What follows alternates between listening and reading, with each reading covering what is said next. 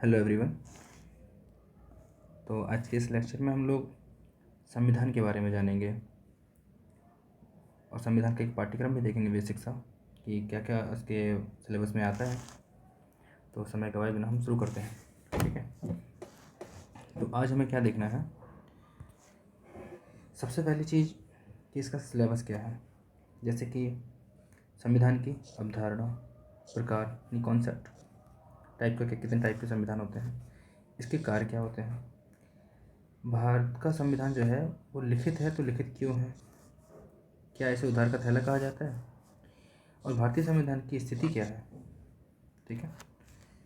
इसके बाद हम बात करते हैं इसकी प्रस्तावना की। फिर हम बात करते हैं मौलिक अधिकार यानी फंडामेंटल राइट, ये कितने प्रकार के होते हैं। फिर हम डीपीएसपी, जिसे हम नीति निर्देशकता तो बोलते हैं। फिर आगे आते हैं हमारा मौलिक कर्तव्य, जिसे हम फंडामेंटल ड्यूटीज़ बोलते हैं। इसके बाद हम बात करेंगे संविधान संशोधन और आधारभूत ढांचे की। और फिर आता है संविधानवाद, और फिर एक चीज़ होती है हमारी संवैधानिक नैतिकता। तो कुछ इस तरीके का एक सिलेबस बटा हुआ है। इसके आगे भी चीज़ें और हमें मिलेंगी पढ़ने के लिए, लेकिन एक बेसिक की बात करें तो इसमें हम काम चला सकते हैं अपना, ठीक है। तो हमें ये देखना है संविधान, आखिरकार संविधान शब्द आया कहाँ से है, संविधान शब्द का मतलब ही क्या होता है। तो संविधान एक लैटिन शब्द है और इसका मतलब होता है कॉन्स्टिट्यूशियो, और इसका अर्थ क्या होता है, आदेश देना, ठीक है, या फिर विनियमित करना। जैसे आपको पता होगा संविधान क्या एक दस्तावेज टाइप का है ना, एक किताब होती है ना, तो ये दस्तावेज टाइप का है, फाइल है। और इसमें एक मौलिक सिद्धांत होते हैं, कुछ विधियाँ होती हैं, इसी का तो एक संग्रह होता है संविधान, ठीक है। जिसमें एक संबंधित संगठन होता है, एक सरकार होती है, उसकी कार्यप्रणाली क्या है, वो किस वातावरण में कार्य करती है, और किस तरीके से वो विनियमित करती है पूरे प्रशासन को।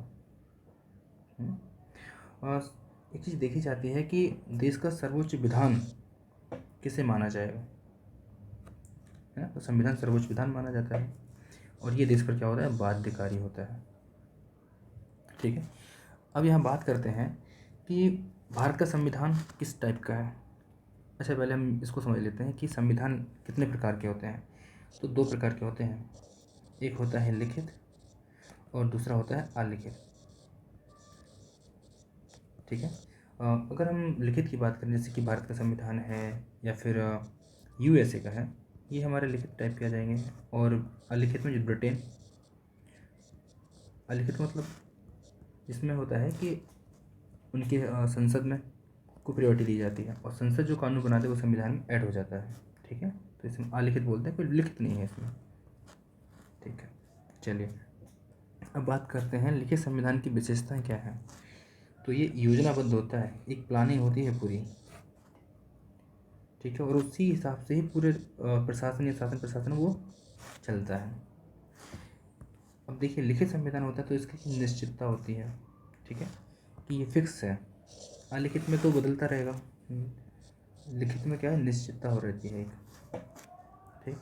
आगे हम बात करते हैं, ये संयोजित होता है, एक व्यवस्थित तरीके से होता है, लाइन बाय लाइन लिखी होती हैं चीज़ें, इसमें किस चीज़ को कहाँ लिखना है वो लिखा हुआ है।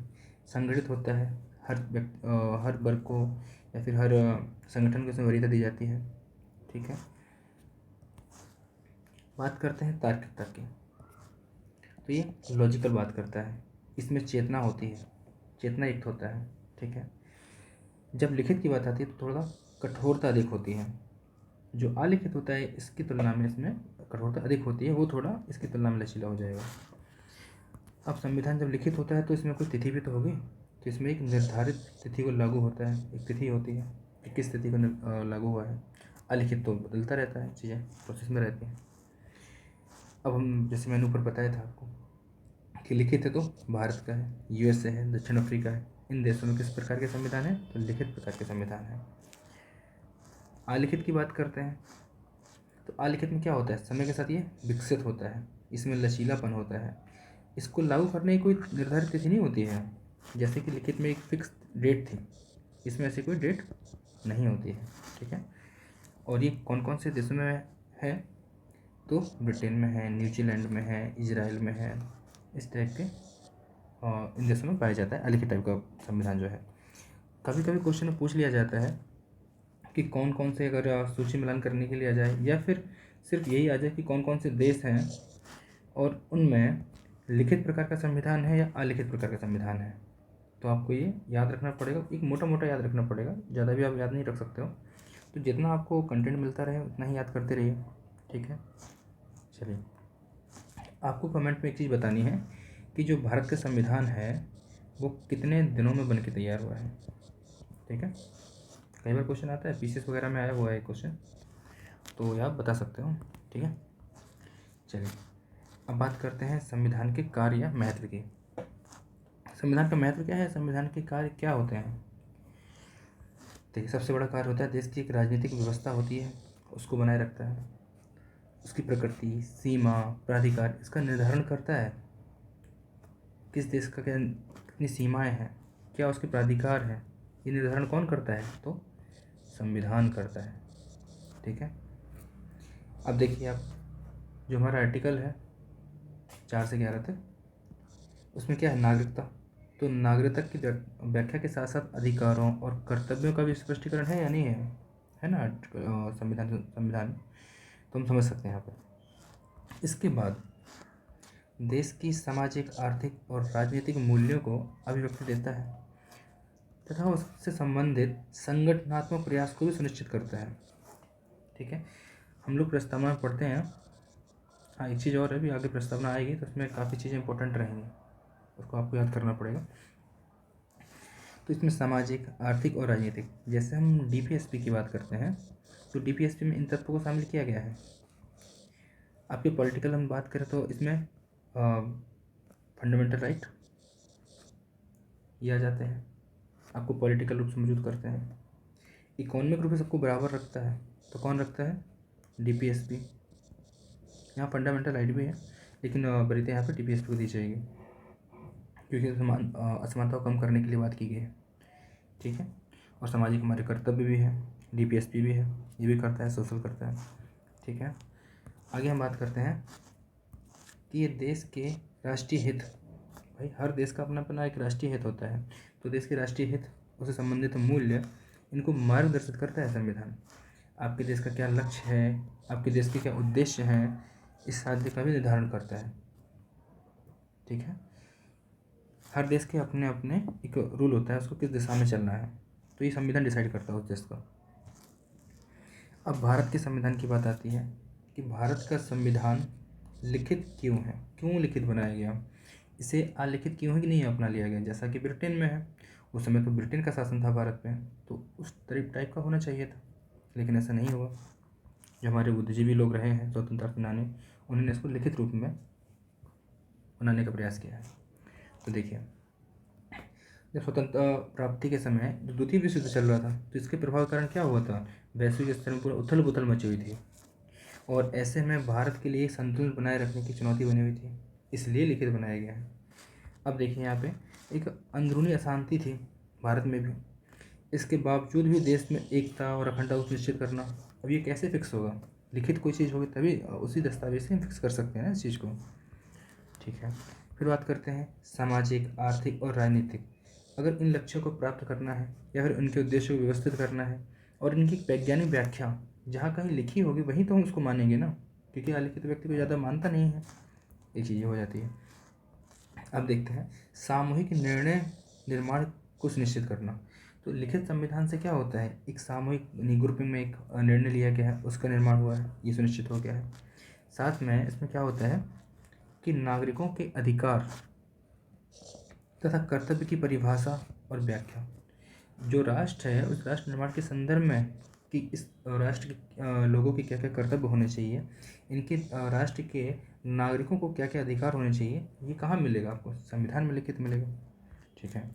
आगे बात करते हैं सामान्य काल एवं आपातकाल में प्रारंभिक तथा दीर्घकालिक उद्देश्यों को प्राप्त करने हेतु मार्गदर्शिका।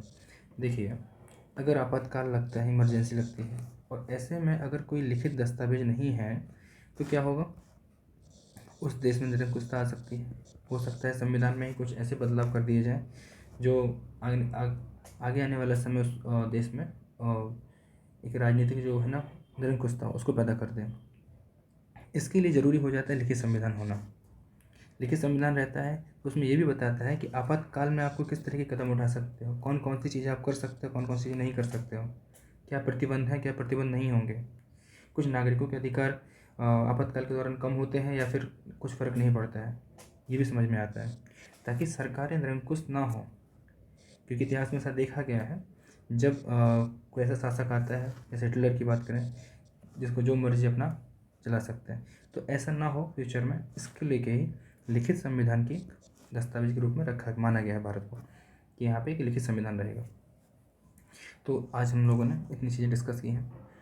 इसके बाद हम लोग कल की क्लास में क्या करेंगे, भारतीय संविधान से रिलेटेड ही और कुछ चीज़ें रहेंगी, जैसे कि इसकी स्थिति क्या है हमने ऊपर देखा था, प्रस्तावना क्या है, इन सारी चीज़ों को हम लोग देखेंगे। एक बार और हम यहाँ पे सिलेबस को देख लेते हैं कि किन किन चीज़ों को हमने डिस्कस कर लिया है। तो यहाँ देखते हैं, अवधारणा, प्रकार, संविधान के कार्य, ये हमने देख लिया है। लिखित क्यों है, ये भी हमने जान लिया है। अब कल हम देखेंगे उधार का थैला है, यानी किन किन देशों से संविधान की चीज़ें ली गई हैं। तो क्या इसे उधार का थैला कहना सही है, उचित है ये, तो ये हम देखेंगे। इसके बाद हम लोग प्रस्तावना पढ़ेंगे और बारी बारी से सारे टॉपिक को क्लियर करेंगे, ताकि हम लोग एग्ज़ाम में कोई दिक्कत नहीं आए। अगले वीडियो में मैं एक काम करूँगा कि अभी तो इससे ज़्यादा PYQ या वगैरह ऐसा कुछ नहीं बनेगा, अगर बनते हैं मैं देखूँगा इसको, और इसके साथ में प्रस्तावना एक बार कंप्लीट हो जाए तो फिर संविधान जो बेसिक फंडामेंटल है और प्रस्तावना, इन दोनों को मर्ज करके एक PYQ एक वीडियो बना लूँगा, ताकि उसमें सिर्फ क्वेश्चन ही रहेगी। ठीक है, तो मिलते हैं नेक्स्ट वीडियो में, तब तक के लिए धन्यवाद।